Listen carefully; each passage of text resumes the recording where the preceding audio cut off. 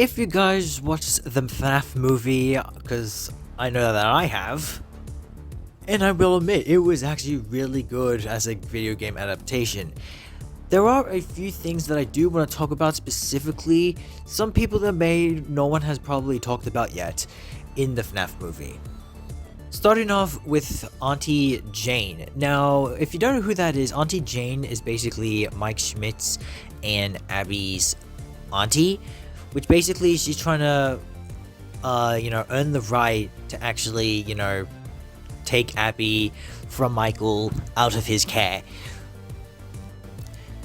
Now, a lot of people say that Auntie Jane is technically a parallel to another auntie in the Fnaf franchise, specifically in the Silver Eyes trilogy novels.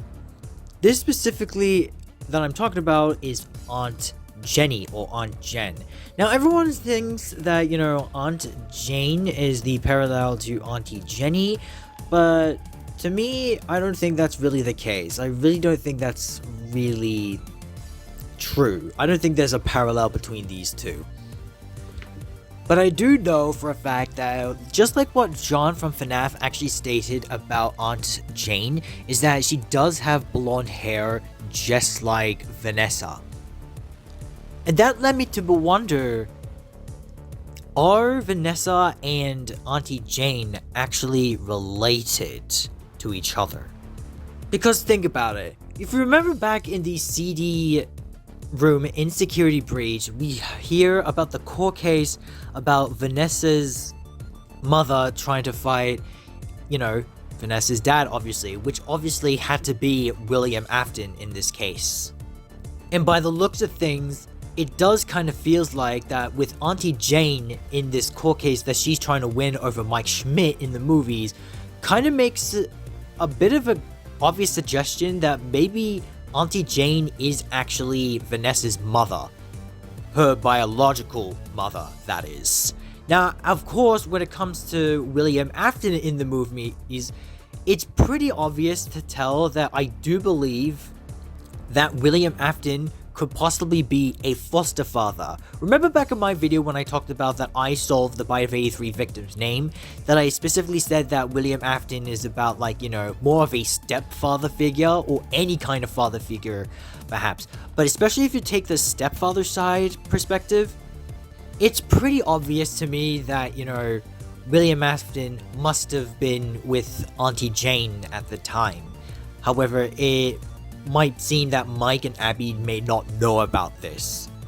So this might possibly explain that, the court case in Security Breach we hear about Vanessa's parents might kind of make a bit of a somewhat similar connection with the court case that Mike Smith and Auntie Jane are having right now. That Vanessa's mother, which could be Auntie Jane, lost the case. She lost the court case against William Afton, because William Afton decided to, do all these things to make sure that he would win this case court.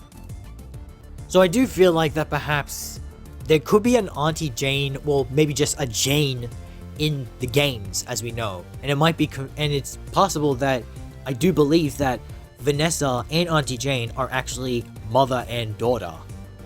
William Afton, on the other hand, was the stepfather figure. He's the foster father.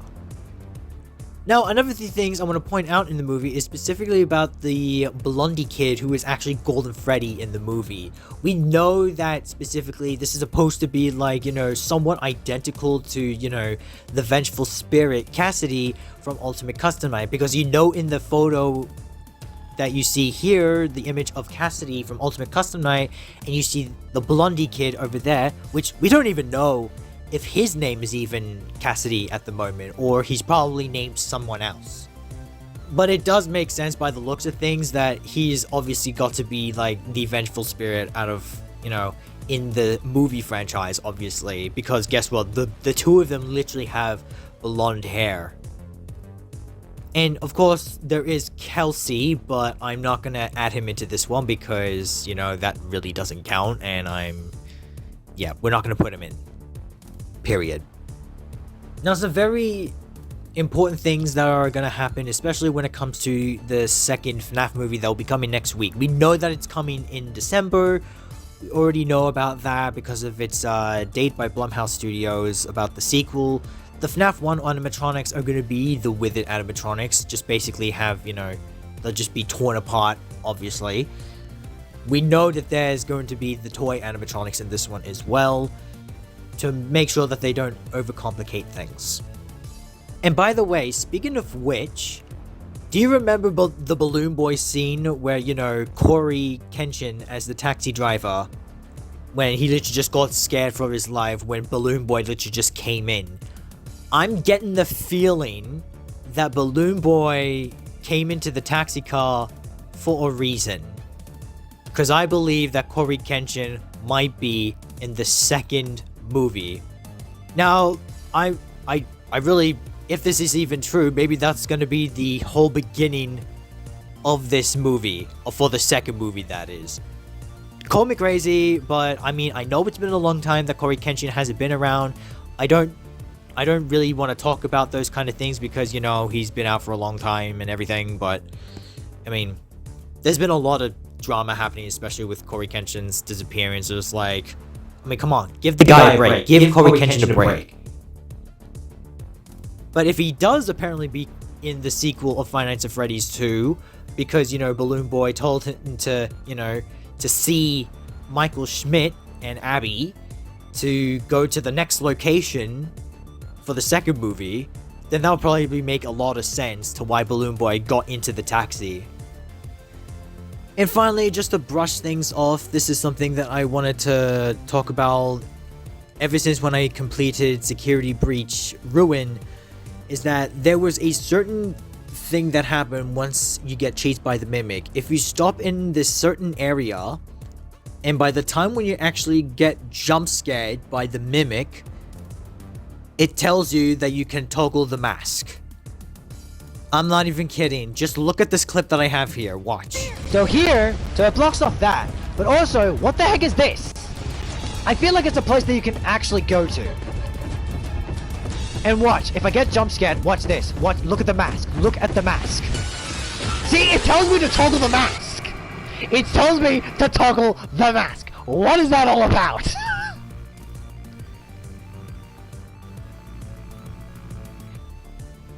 Now, I don't know if that meant something.